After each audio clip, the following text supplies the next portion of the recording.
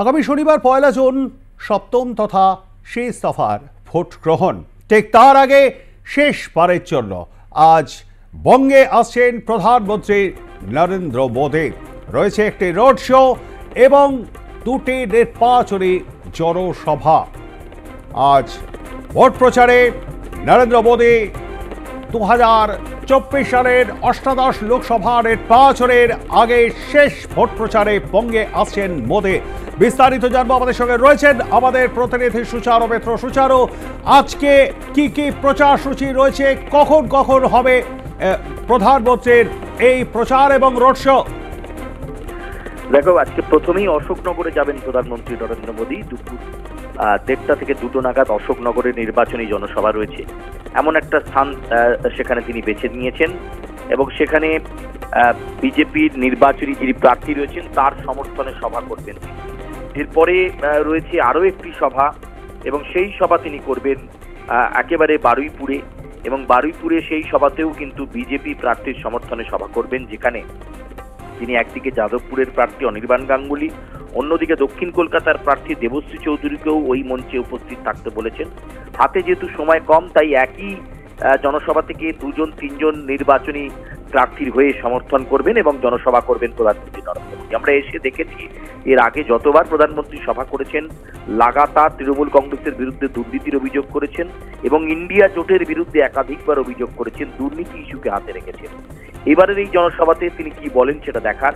প্রথম দুটো জনসভা করবার পর বিকেল 4টা থেকে 4:30 নাগাদ প্রধানমন্ত্রী নরেন্দ্র মোদী এসে পৌঁছবেন শ্যামবাজার পাঁচমাথার মোড়ে এবং সেখান থেকে সিমলা স্ট্রিটে স্বামী বিবেকানন্দের বাড়ি পর্যন্ত রোড শো করবেন উত্তর কলকাতার বিজেপি প্রার্থী তাপস রায়ের সমর্থনে, এবং সেই রোড শো করবার পর বিবেকানন্দের মূর্তিতে মাল্যদান করবেন, শ্রদ্ধা জ্ঞাপন করবেন প্রধানমন্ত্রী নরেন্দ্র মোদী।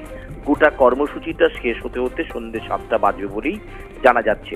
একেবারে ঝটিকা সফর। এই সফরে এসে রাজনৈতিক জনসভার পাশাপাশি রোড শো করবেন প্রধানমন্ত্রী নরেন্দ্র মোদী। ইতিমধ্যেই সেই কনফার্মেশন এসে গিয়েছে এবং যেটা জানা যাচ্ছে প্রবীর 11:30 নাগাদই কলকাতায় প্রবেশ করে যাবেন তিনি। তারপর একটার পর একটা, প্রথমে অশোকনগর এবং তারপরে কিন্তু রয়েছে বারুইপুর এবং তারপরে কলকাতার সেই রোড শো রয়েছে। বিজেপির প্রার্থী উত্তর কলকাতার প্রার্থী তাপস রায়ের সমর্থনে শ্যামবাজার পাঁচমাথার মোড় থেকে স্বামী বিবেকানন্দের বাড়ি পর্যন্ত এই রোড শো, এবং এই রোড শোকে ঘিরে কিন্তু নিশ্চিদ্র নিরাপত্তায় মুড়ে ফেলা হয়েছে ওই রুট, এবং এসপিজি কমান্ডো ইতিমধ্যেই শ্যামবাজার পাঁচমাথার মোড় থেকে একেবারে স্বামী বিবেকানন্দের বাড়ি পর্যন্ত, যে পর্যন্ত রাস্তায় এই রোড শো হবে, দুধারে একেবারে বাঁশের ব্যারিকেড দিয়ে ঘিরে ফেলা হয়েছে এবং এসপিজি কমান্ডো কিন্তু যথেষ্ট নজর রাখছে মোদির এই রোড শো এর ওপর।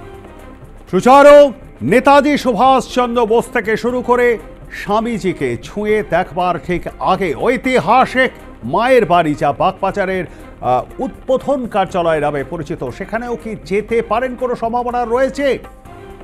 দেখো, শিডিউলের মধ্যে না থাকলেও প্রধানমন্ত্রী কিন্তু বাগবাজারে মায়ের বাড়িতে যাওয়ার কথা রয়েছে।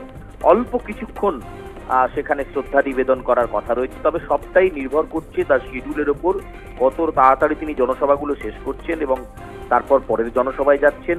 এবং রোড শোটা যেহেতু 4টে থেকে শুরু হবে, ফলে এই ফাঁকেই বাগবাজারে মায়ের বাড়িতে গিয়ে শ্রদ্ধা জ্ঞাপন করতে পারেন প্রধানমন্ত্রী নরেন্দ্র মোদী, কারণ তিনি যখনই আসেন দর্শনীয় কোনো স্থান তিনি যান, কখনো কালীঘাট, কখনো দক্ষিণেশ্বর।